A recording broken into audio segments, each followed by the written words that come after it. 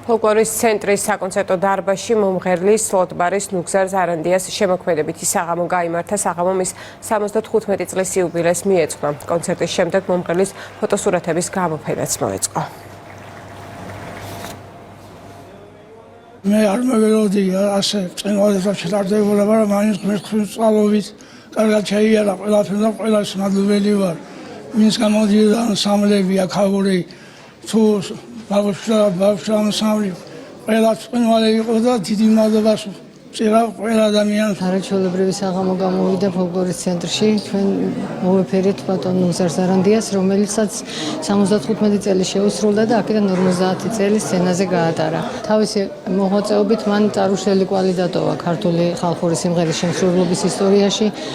დაამუშავა და გააცოცხლა ძალიან ბევრი მეგრული სიმღერა, რომელიც ფაქტობრივად დაკარგვას გადაარჩინა.